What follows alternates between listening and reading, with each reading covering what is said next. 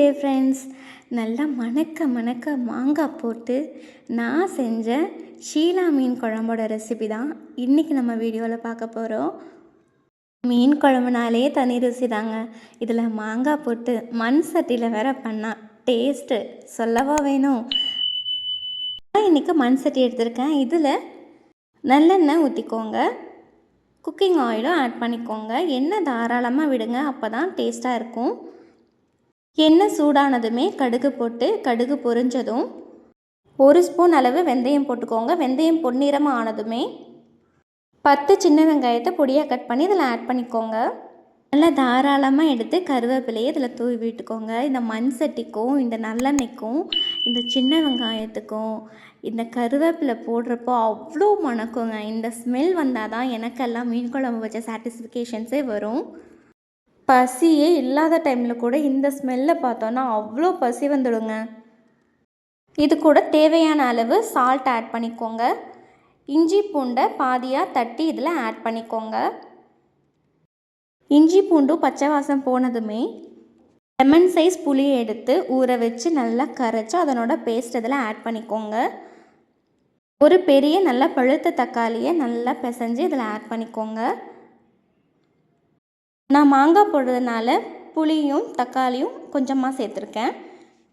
1 spoon chilli powder போட்டுக்கோங்க, 1 spoon மல்லித்தூள் போட்டுக்கோங்க, 2 ஸ்பூன் குழம்பு மசாலா போட்டுக்கோங்க. இதெல்லாம் நீங்கள் டைரெக்டாக புளி அண்ட் தக்காளி கரைசலோடவே சேர்த்துட்டு அதுக்கப்புறம் நீங்கள் ஆட் பண்ணலாம். அப்படி இல்லைன்னா இந்த மாதிரி கூட ஆட் பண்ணிக்கலாம். ஆட் பண்ணிவிட்டு நல்லா கிளறி விட்டுக்கோங்க.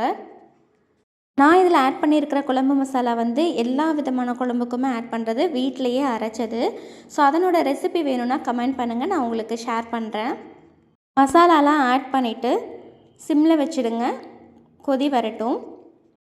பாருங்கள், குழம்பு இப்போது ஒரு கொதி வந்துடுச்சு. ஸோ கொதி வந்ததுமே ஃபஸ்ட்டு மாங்காவை இதில் ஆட் பண்ணிக்கோங்க. மாங்காய் ஆட் பண்ணிவிட்டு வாஷ் பண்ணி வச்சுருந்த மீனையும் இதில் ஆட் பண்ணிக்கோங்க. மஞ்சள் போட்டு நான் வாஷ் பண்ணுவேன் எப்போவுமே. ஸோ மீன் இதில் ஆட் பண்ணிக்கோங்க ஒன்று ஒன்றா.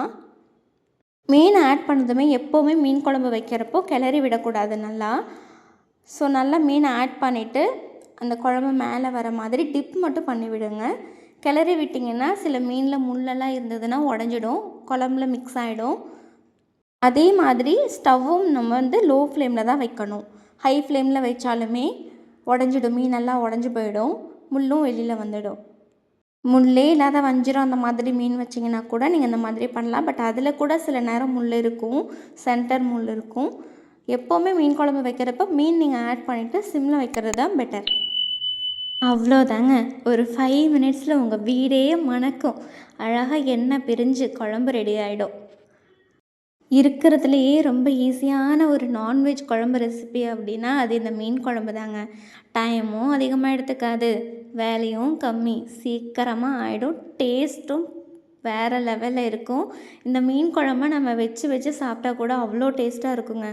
ஸோ இந்த குழம்பு நல்லா சுட சுட சாதம் போட்டுட்டு அது மேலே நம்ம ஒரு பீஸை போட்டுட்டு கூட கொஞ்சம் குழம்புல போட்ட மாங்காவெல்லாம் எடுத்து போட்டுட்டு நல்லா தாராளமாக குழம்பு ஊற்றி இது கூட ஃபிஷ் ஃப்ரையும் இருந்துச்சுன்னா அமோகமாக இருக்கும்.